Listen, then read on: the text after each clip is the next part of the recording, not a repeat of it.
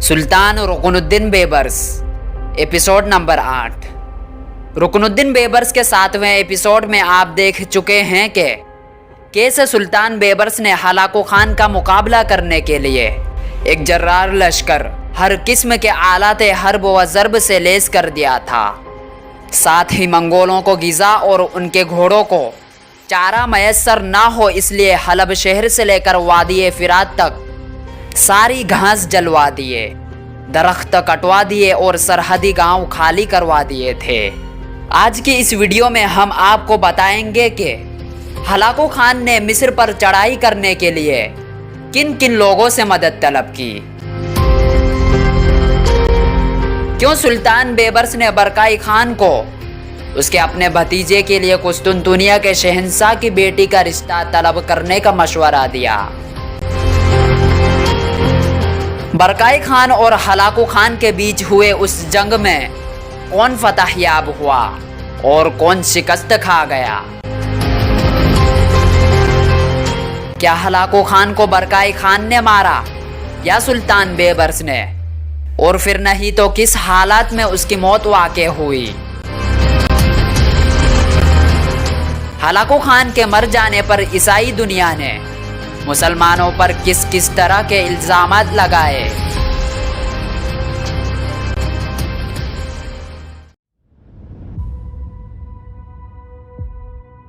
सन 1262 के जाड़ों में हलाकू खान ने अपने लश्कर के साथ हरकत की, मिस्र और शाम में हमलावर होने के लिए हरकत में आया। दूसरी तरफ हलाकू खान का चचाजाद भाई बरकाई खान, जो इस्लाम कबूल कर चुका था, वो भी हलाकू खान पर गहरी निगाह रखे हुए था। उसने अपने मंगोल जासूस अतराफ में फैला रखे थे। उसने जब देखा कि हलाकू खान अपने लश्कर के साथ हरकत में आ रहा है ताकि मिस्र और शाम पर हमलावर हो, तो उसने पुश्त की जानिब से हलाकू खान के लश्कर पर हमला कर दिया। अब हलाकू खान अजीब सी उलझन और कशमकश में मुब्तला हो गया था, इसलिए कि मंगोलों के दो लश्कर आपस में टकरा गए थे। हलाकू खान और बरकाई खान के दरमियान लगातार झड़पें शुरू हो गए और उन झड़पों का तवील सिलसिला शुरू हो गया।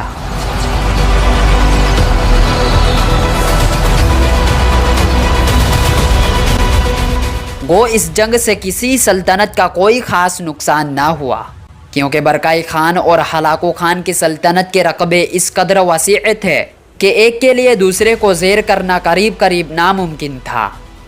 ताहम उसका इतना फ़ायदा ज़रूर हुआ कि बरकाई खान के पुश्त की जानिब से हमलों की वजह से हलाकू खान मिस्र और शाम पर हमलावर होने के काबिल न रहा। अब हलाकू खान के लिए ख़तरात उठ खड़े हुए थे। पहले उसके सामने सिर्फ एक ही मिस्र और शाम का महाज था, अब उसके सामने दो महाज थे, एक मिस्र और शाम का, दूसरा बरकाई खान का। अब हलाकू खान बहिरा खिज़र के मशरिक़ और मगरिब के दोनों तरफ अपने लिए ख़तरात महसूस करने लगा था। अब वो दोनों अतराफ़ की सरहदों की हिफाजत करने पर मजबूर हो गया था। इसके अलावा बुखारा, समरकंद के रासिखुल अकीदा और जंगजू मुसलमानों ने भी हलाकू खान के ख़िलाफ़ और बरकाई खान की हिमायत में जिहाद का ऐलान करके हलाकू खान की परेशानियों में इजाफ़ा करना शुरू कर दिया था। सुल्तान बेबर्स और बरकाई खान के इत्तेहाद और ताउन से हलाकू खान सचपटा कर रह गया था। उसे यकीन हो गया था कि किसी भी वक्त बरकाई खान और बेबर्स ने बेक वक्त उस पर हमला कर दिया तो उनके दो तरफा हमले उसे और उसके लश्करियों को निस्तो नाबूद करके रख देंगे। इस सूरत हाल को सामने रखते हुए हलाकू खान ने अपनी ताकत और क़ुव्वत में इजाफ़ा करते हुए ईसाई दुनिया की तरफ रुजू किया और अपने लिए हलीफ तलाश करने की कोशिश की। सबसे पहले उसने कुस्तुनतुनिया के शहंशाह को एक लच्छेदार ख़त लिखा, जिसमें उसकी लड़की मारिया का रिश्ता अपने लड़के अबाका खान के लिए मांगा। इसके साथ ही उसने इंग्लिस्तान के बादशाह के अलावा पापाए रोम को भी खत लिखा कि हमें मिस्र के ख़िलाफ़ मुत्तहिद हो जाना चाहिए। कैसर रोम ने तो किसी हिचकिचाहट के बगैर हलाकू खान की तजवीज़ मंजूर कर ली, लेकिन इंग्लिस्तान के बादशाह और पापाए रोम ने अपने अंदरूनी झगड़ों में मुब्तला होने की वजह से इस सिलसिले में हलाकू खान को कोई हौसला अफजा जवाब न दिया। दूसरी तरफ सुल्तान बेबर्स को जब खबर हुई कि हलाकू खान قسطنطنیہ کے بادشاہ کی بیٹی کا رشتہ حاصل کر رہا ہے۔ اس طرح وہ اپنی طاقت اور قوت میں اضافہ کرنا چاہتا ہے۔ جب قسطنطنیہ کے بادشاہ کے ساتھ اس کا رشتہ قائم ہو جائے گا تو لازمی تھا قسطنطنیہ والے اپنے لشکر ہلاکو خان کی مدد کے لیے روانہ کریں گے۔ ہلاکو خان کے اس اقدام سے بیبرس کو کسی قدر تشویش ہوئی۔ سلطان بیبرس پہلے ہی ہلاکو خان کے سیاسی داؤ پیچ پر گہری اور کڑی نظر رکھے ہوئے تھے۔ اس نئی صورتحال کو سامنے رکھتے ہوئے اس نے فوراً برکائی خان کی طرف تیز رفتار قاصد بھجوائے اور اسے پیغام دیا کہ ہمارے خلاف مغرب کی عیسائی دنیا کو اپنے ساتھ ملانے کے لیے ہلاکو خان نے قسطنطنیہ کے شہنشاہ کی بیٹی کا رشتہ مانگا ہے۔ سلطان بیبرس نے برکائی خان کو یہ بھی مشورہ دیا کہ وہ بھی اپنے بھتیجے نوگائی کے لیے قسطنطنیہ کے شہنشاہ کی دوسری بیٹی کا رشتہ طلب کرے۔ برکائی خان نے سلطان بیبرس کا یہ پیغام ملتے ہی فوراً اس پر عمل کرنے کا ارادہ کر لیا۔ اس نے اپنے قاصد قسطنطنیہ کے شہنشاہ کی طرف بھجوائے اور اس سے اپنے بھتیجے کے لیے اس کی بیٹی کا رشتہ مانگا۔ قسطنطنیہ کے شہنشاہ کو برکائی خان کی طاقت اور قوت کا احساس تھا، لہٰذا اس نے اپنی دوسری لڑکی کا رشتہ برکائی خان کے بھتیجے نوگائی کو دینے کی حامی بھر لی۔ اس کے ساتھ ہی سلطان بیبرس نے قسطنطنیہ کے شہنشاہ سے ایک تجارتی معاہدہ کر لیا، جس کی روح سے دونوں ملکوں کے تاجر ایک دوسرے کے بندرگاہوں میں آ جا سکتے تھے۔ اس طرح سلطان بیبرس نے قسطنطنیہ کے شہنشاہ کو عالمی سیاست میں بالکل غیر جانبدار بنا کر رکھ دیا تھا۔ اس دوران ہلاکو خان کی بدبختی کچھ اس طرح ہوئی کہ اس کی برکائی خان کے ساتھ جنگ شروع ہوئی۔ اس جنگ میں برکائی خان اور اس کے بھتیجے نوگائی نے ہلاکو خان کو بدترین شکست دی۔ شکست اٹھا کر ہلاکو خان اپنے لشکر کے ساتھ بھاگا اور ایک منجمد دریا کے اوپر سے گزرتے ہوئے اس کے انگنت لشکری ہلاک ہو گئے۔ اپنی اس شکست کا ہلاکو خان کو اس قدر صدمہ ہوا کہ اس جنگ کے بعد وہ مر گیا۔ اس کی موت کے چند ہی دن بعد اس کی عیسائی بیوی دوقوز خاتون بھی اس دنیا سے کوچ کر گئی۔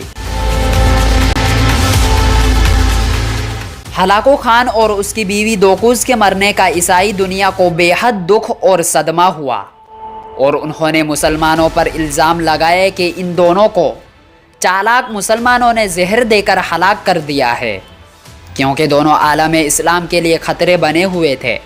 کچھ مغربی لوگوں نے یہاں تک کہہ دیا کہ ان دونوں کو زہر دینے میں سلطان بیبرس کا ہاتھ تھا۔ یہ خیال کچھ مغربی مورخین کا ہے، جبکہ غیر جانبدار مورخین لکھتے ہیں ہلاکو خان اور اس کی بیوی دونوں طبیعی موت مرے۔ حقیقت خواہ کچھ بھی ہو، عیسائیوں نے ہلاکو خان اور اس کی بیوی کے مرنے کا بڑا سوگ منایا۔